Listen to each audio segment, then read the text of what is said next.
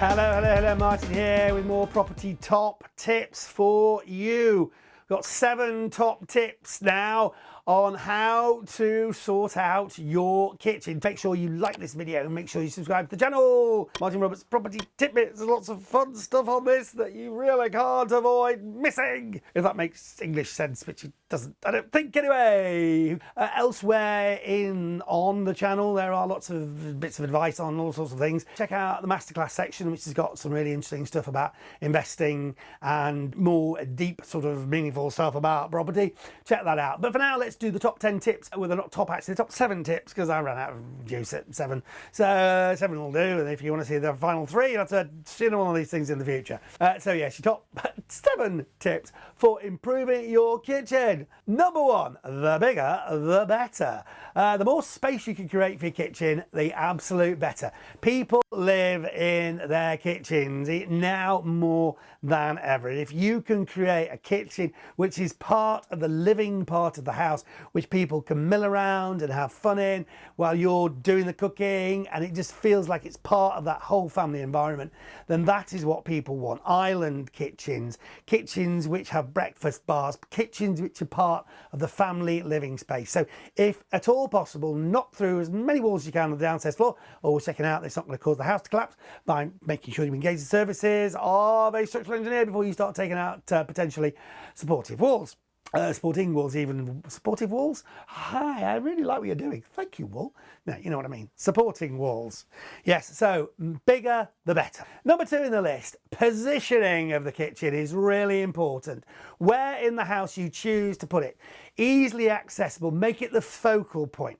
And this is stuff you could do early on in the whole process when you're planning out your renovation. Think laterally, think bold, think if I was living in this house, how would it work best for me? Draw it out on paper, plan it out, and then go for it.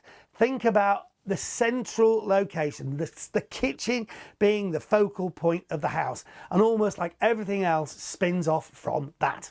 Number 3, shop around for your kitchen units and everything else that you might need. There are some truly amazing bargains available online through auction sites like eBay and Gumtree and all sorts of things. You might be able to get hold of brand new ex-display units, second-hand units that just had virtually no use for a fraction of the cost that it would be to buy those things new.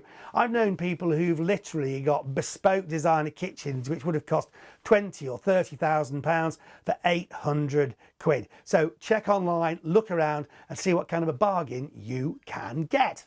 Don't scrimp on fixtures and fittings.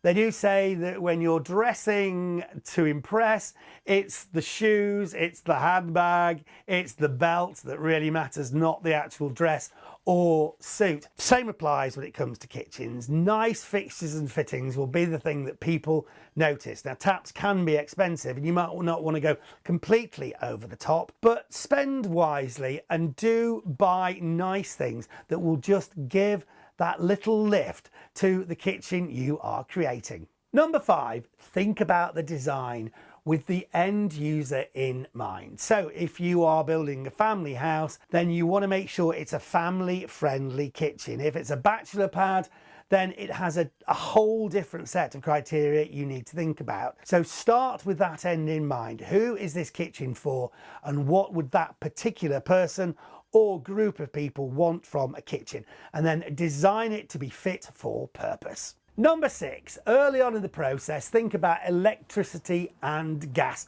There's nothing worse than getting to the end of a kitchen renovation and thinking, now the gas pipe, because that is going to require a lot of messing around and ripping apart things that you've already done.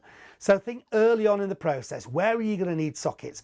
Where are you going to need a higher amperage electricity supply for things like a cooker or other electrical appliances? And if you need gas for a gas cooker, where is that going to be needed? Plan it early on, and that should literally be one of the first things that goes in. And finally in our list, number 7, lighting.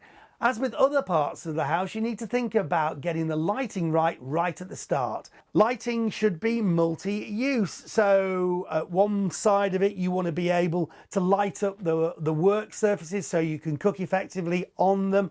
But then if it's a dining area that's combined with the kitchen, you want to be able to dim those lights for maybe having candles in that area so that you can have a multi-use feel to the whole area. And again, really easy to do at the outset, but once you've done the renovation, a lot harder to change your lighting. So that's it, a few hints and tips about renovating your kitchen. There's lots more ideas on this particular YouTube channel and also this playlist. Check it out, and if you like this video, please do like it and also subscribe to the channel. I'll be back with more property top tips for you very soon.